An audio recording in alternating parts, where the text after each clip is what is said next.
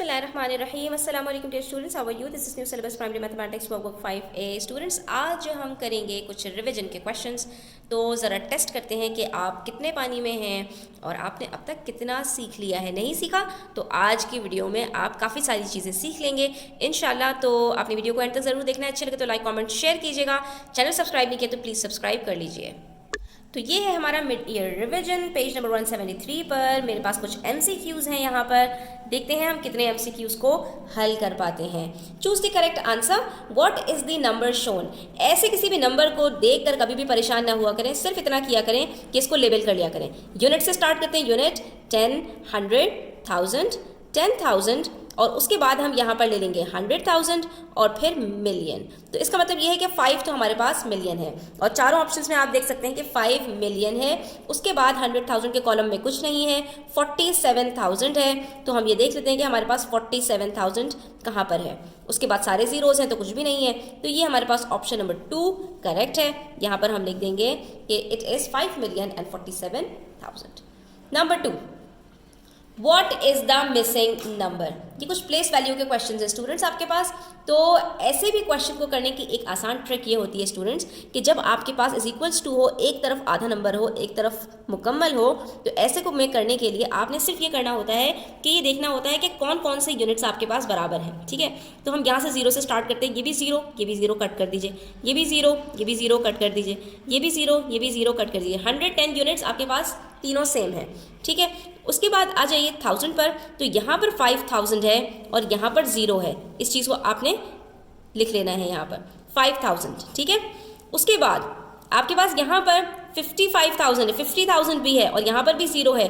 तो आपने यहाँ पर भी एक 5 ऐड कर देना है।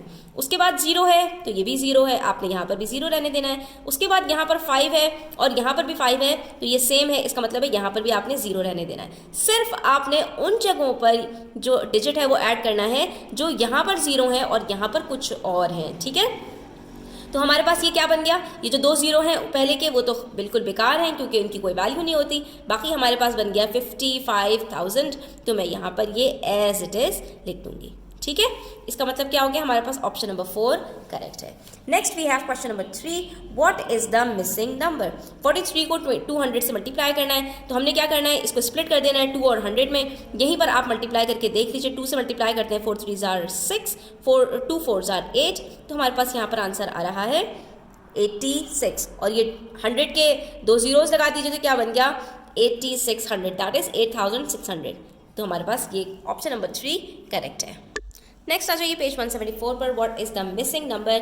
अब यहाँ पर एक नंबर को डिवाइड करना है किसी से कि उसका एक जीरो कम हो जाए। यहाँ पर भी 6030 है और यहाँ पर भी 6030 है, बस एक जीरो कम हुआ है। तो एक जीरो कम करने के लिए किससे डिवाइड करेंगे, सिंपल है 10 से डिवाइड करेंगे। तो एक जीरो खत्म हो जाएगा, इसका जो डेसिमल है वो एक डिजिट पीछे चला जाएगा और ये 6030 बन जाएगा। तो option number 1 is correct. Next we have question number 5। यहाँ पर हमारे पास एक जो है वो नंबर दिया हुआ है, कई नंबर्स दिए हुए हैं और डमास रूल अप्लाई करना है। तो सबसे पहले हम मल्टीप्लाई कर लेते हैं। 2 5 जार 10। उसके बाद हमारे पास बच जाता है 565 माइनस 70 प्लस 10। तो ये 10 अब ऐड होगा 565 के साथ जाकर स्टूडेंट्स, क्योंकि ये भी पॉजिटिव है और ये 10 भी पॉजिटिव है। ठीक है, ये आप देख सकते हैं प्लस लगा हुआ है और हमेशा हम नंबर से पहले वाला जो साइन होता है वो देखते हैं। तो यहाँ पर मेरे पास 565 पॉजिटिव है और 10 पॉजिटिव है, तो ये दोनों प्लस होंगे। 70 के साथ सब्ट्रैक्ट का निशान है, तो जो भी इन दोनों का सम होगा उसमें से 70 को सब्ट्रैक्ट करना होगा। ठीक है, सो 565 प्लस 10 गिव्स मी 575। इसमें से अब मैं 70 को सब्ट्रैक्ट करूंगी तो जो भी मेरे पास आंसर आएगा वो करेक्ट होगा, दैट इज 505, ऑप्शन नंबर 4। ठीक है, अगर आप 10 को 70 के साथ ऐड कर लेंगे तो बिल्कुल गलत हो जाएगा, आपने ऐसा बिल्कुल भी नहीं करना। Next we have question number 6, what is the prime factorization of 1 2 5। तो हम यहाँ पर करके देख लेते हैं प्राइम फैक्टराइजेशन ऑफ 1 2 5। ये होता है डिवीजन मेथड से। हम यहाँ पर स्टार्ट करते हैं इसको सबसे पहले 3 से, क्योंकि ये ऑड नंबर है तो 2 के टेबल में नहीं आएगा और 3 के टेबल में आएगा क्योंकि इसका सम हमारे पास यहाँ पर 5 + 2 7 + 1 8 बन रहा है। तो ये 3 के टेबल में भी नहीं आएगा। हमने सबसे पहले इसको 5 के टेबल से करना है। ठीक है, 5 2 जार 10 और उसके बाद फिर 2 कैरी दिया तो 25, 5 5 जार 25। दोबारा से 5 से करेंगे, 5 5 जार 25। दोबारा से 5 से करेंगे तो इसका मतलब है प्राइम फैक्टराइजेशन के अंदर हमारे पास जो इसका प्रोडक्ट आ रहा है that is 5 × 5 × 5 and option number 3 is correct. ठीक है, उसके बाद है हमारे पास question number 7, which of the following has the same value as 6 divided by 4। 6 divided by 4 का मतलब है 6/4। इसको सिंप्लीफाई करके देख लेते हैं। 2 के टेबल से सिंप्लीफाई होगा, 2 3 जार 6, 2 2 जार 4, तो 3/2। और इसको अगर हम लिखें मिक्स नंबर के अंदर तो स्टूडेंट्स हमारे पास क्या होगा, ये देख लीजिए, 2 1 जार 2, तो हमारे पास ये हो जाएगा 1 होल नंबर 1/2। देख लेते हैं इन दोनों में से कौन सा ऑप्शन हमारे पास आ रहा है। तो 3/2 गिवन नहीं है, लेकिन 1 होल 1/2 गिवन है, तो ऑप्शन नंबर 4 इज करेक्ट। अब आ जाइए पेज नंबर 175 पर। क्वेश्चन नंबर 8 है, Mrs Lim had 8 eggs, she used 3/4 of the eggs, of the 8 eggs, how many eggs did she use. Simple है, 3/4 को मल्टीप्लाई कर दीजिए 8 से, सिंप्लीफाई कर दीजिए, 4 1 जार 4, 4 2 जार 8, 3 2 जार 6, तो कितने एग्स उन्होंने यूज किए, 6 एग्स यूज किए। ठीक है, कि ऑफ का मतलब क्या होता है कि यहाँ पर कोई भी चीज मल्टीप्लाई हो रही है, वो चाहे फ्रैक्शन हो और चाहे वो आपका कुछ और हो। Next we have question number 9. In an enclosure there are 24 flamingos and 16 cranes. ठीक है, what is the ratio of the number of flamingos to the total number of birds in the enclosure? ठीक है, दो तरह के birds हैं, लेकिन हमसे जो रेशो पूछा है वो फ्लैमिंगो का टोटल से पूछा है। तो फ्लैमिंगो तो हमें पता है कि 24 है, ठीक है, तो हम यहाँ पर 24 लिख देंगे, लेकिन टोटल कितना है 24 + 16 40, तो हम यहाँ पर 40 लिख देंगे। उसके बाद हम इन दोनों को सिंप्लीफाई करेंगे, तो हम यहाँ पर इसको करके देख लेते हैं। ठीक है, इसका हम HCF निकालते हैं और देखते हैं हमारे पास क्या आंसर आता है। 2 12 जार, 2 20 जार, अभी दोबारा सिंप्लीफाई होगा, 2 6 जार, 2 10 जार, अभी मजीद सिंप्लीफाई होगा, 2 3 जार, 2 5 जार, तो ये हमारे पास रेशो आ रहा है 3:5 का। Option number 3 is correct. ठीक है, उसके बाद हमें HCF फाइंड आउट करना है 30, 54 और 162 का, तो हम यहाँ पर HCF फाइंड आउट कर लेते हैं। प्राइम फैक्टराइजेशन मेथड जिंदाबाद।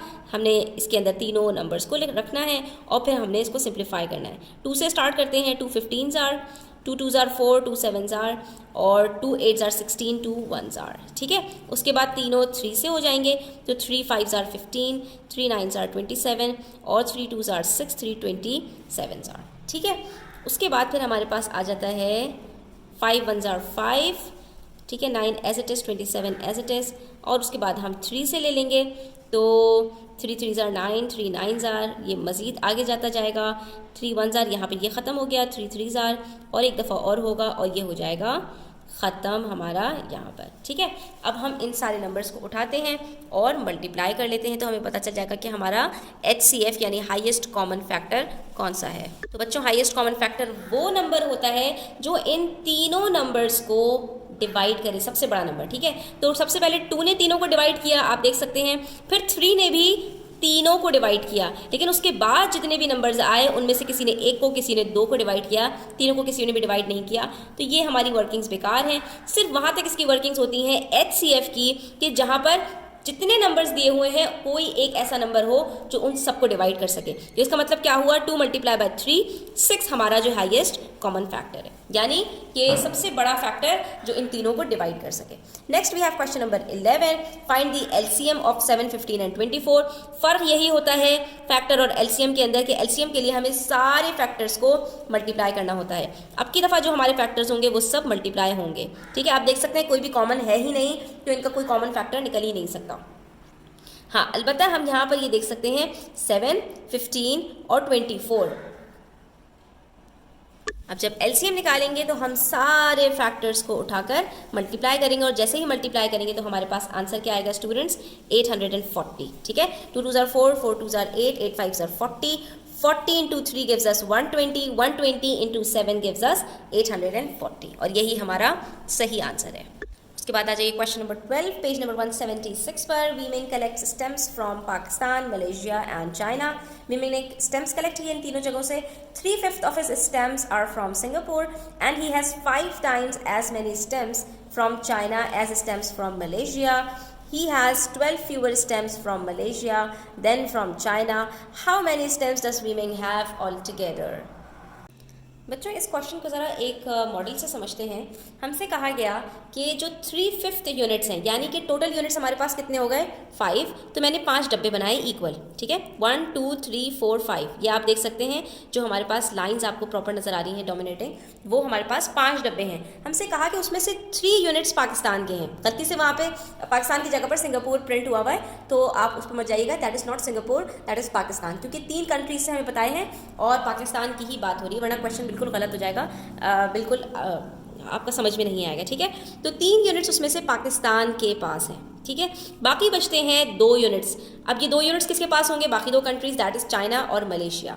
उसमें से भी हमसे ये बात कही जा रही है कि हर एक यूनिट अगर मलेशिया का है तो 5 यूनिट किसके हैं? चाइना के, क्योंकि चाइना के पास मलेशिया के 5 टाइम्स यूनिट हैं। तो मैं इसका मतलब ये कह सकती हूँ कि अगर एक डब्बा मलेशिया का है तो 5 डब्बे चाइना के हैं। तो इसके लिए हमें क्या करना पड़ेगा? हर बॉक्स के अंदर, यानी कि हर यूनिट के अंदर हमें स्प्लिट करना पड़ेगा उसको 3 यूनिट्स में। इसीलिए आपको ये जो डॉटेड लाइंस नज़र आ रही हैं कि हमने इसको तमाम को 3-3 यूनिट्स के अंदर डिवाइड कर दिया। तो अब मेरे पास 5 यूनिट्स आ गए हैं चाइना के और 1 यूनिट आ गया है मलेशिया का। नेक्स्ट उन्होंने हमसे कहा कि चाइना के पास मलेशिया से 12 स्टेम्स टोटल में ज़्यादा हैं, ठीक है। तो इसका मतलब क्या हुआ कि 5 - 1 करूँ तो कितना बनता है? 4 यूनिट्स, यानी ये 4 यूनिट्स बराबर हैं 12 स्टेम्स के। तो यहीं से हमें क्वेश्चन का हल नज़र आ जाता है कि अगर 4 यूनिट्स बराबर हैं 12 स्टेम्स के तो 1 यूनिट बराबर होगा 12/4 3 स्टेम्स के। और जहाँ मुझे ये पता चला कि एक स्टेप बराबर है, एक यूनिट बराबर है 3 स्टेम्स के, तो वहीं मैं टोटल कैलकुलेट कर सकती हूँ, क्योंकि अब मेरे पास 5 3s are 15, टोटल 15 यूनिट्स हैं, जिसमें से एक यूनिट 3 स्टेम्स के बराबर है। तो ये 15 यूनिट्स किसके बराबर होंगे? 15 × 3 45 स्टेम्स के, ठीक है। और बस अगर ये बात आपको समझ में आ गई तो हमारा ऑप्शन नंबर 4 वो करेक्ट है, हम यहाँ पर निशान लगा देंगे, ठीक है। Next we have question number 13, simplify a + a + a + a, ठीक है। Which of the following is correct? 4 A's हैं मेरे पास, तो मैं इसको क्या कह सकती हूँ स्टूडेंट्स? 4 + a तो गलत हो जाएगा, क्योंकि यहाँ पर मैं सारे वेरिएबल्स को ऐड कर रही हूँ। तो मैं यहाँ पर क्या कहूँगी कि जैसे आप इसको ले लीजिए कि मैं यहाँ पर ले लूँ 3 + 3 + 3 + 3, तो क्या मैं यहाँ पर ये कह सकती हूँ 4 + 3? क्या ये सही होगा? नो, ये क्या सही होगा? जब हमारे पास एक जैसे डिजिट्स बहुत सारे होते हैं तो हम क्या करते हैं कि उस एक डिजिट को उन नंबर ऑफ डिजिट्स के साथ मल्टीप्लाई कर देते हैं। तो ये मेरे पास क्या बनेगा? 4 × 3, क्योंकि 4 मेरे पास 3s हैं, तो मैं क्या करूँगी? 4 3s are, इसका मतलब क्या हुआ? यहाँ पर 4 A's are, तो कौन सा ऑप्शन करेक्ट हुआ? ऑप्शन नंबर 3, ठीक है। इसी तरह से हमारे पास नंबर 14 है, वो भी देख लेते हैं। The mass of a bag of rice is 3 times the mass of a bag of a sugar. एक मास बैग ऑफ राइस का है वो 3 टाइम्स है mass of bag of sugar से। The mass of a bag of sugar is x kg। तो अगर bag of sugar का मास x kg है तो find the mass of 2 bags of rice and 6 bags of sugar. तो आप ये बता दीजिए कि हमारे पास जो 2 बैग्स हैं राइस के और 6 बैग्स हैं शुगर के, वो किसके बराबर होंगे? अब ये क्वेश्चन बड़ा मज़े का है। इन्होंने हमसे कहा कि एक बैग ऑफ शुगर है, ठीक है, वो कितना है? x kg। तो हमने निकाल लिया कि x kg अगर एक बैग ऑफ शुगर का है तो 6 बैग्स ऑफ शुगर का कितना होगा? 6x, 6 × x 6x। ये तो सीधा सीधा हमें 6 बैग्स ऑफ शुगर का पता चल गया। लेकिन जो दूसरी बात इन्होंने हमसे कही, जो हमें शुरू में इन्होंने बताई थी कि राइस का जो बैग है उसका जो मास है वो बैग ऑफ शुगर के 3 टाइम्स है, यानी एक शुगर के बैग का अगर मास x है तो 3 टाइम्स उसका क्या होगा students? 3 × x, that is 3x, यानी एक राइस के बैग का जो मास है वो 3x है, ठीक है। जब आपको ये बात पता चल गई तो दूसरी बात आपको ये पता है कि राइस के हैं कितने बैग्स? 2 बैग्स हैं, तो 3x को आप मल्टीप्लाई कर दीजिए 2 से, नंबर के साथ मल्टीप्लाई होता है तो 3 2s are 6 और ये भी 6x बन गया। यानी कि 6 बैग्स ऑफ शुगर का मास भी 6x है और 2 बैग्स ऑफ राइस का मास भी 6x है। दोनों को जब हम ऐड करेंगे तो हमें पता चल जाएगा कि टोटल मास इन दोनों चीज़ों का मिलाकर कितना है। तो 6x + 6x हमारे पास क्या आंसर आएगा? सेम वेरिएबल्स हों तो उनके कोफिशिएंट्स ऐड हो जाते हैं, 6 + 6 12x। तो हमारा ऑप्शन नंबर 2 वो बिल्कुल सही है। और यहाँ पर हमारे ये क्वेश्चंस कंप्लीट होते हैं। आज के लिए इतना ही। इंशाल्लाह नेक्स्ट वीडियो में हम मज़ीद क्वेश्चंस सॉल्व करेंगे। आई होप स्टूडेंट्स आपको मज़ा आया होगा। Thanks for watching the video till the end. Take care. अल्लाह हाफिज़।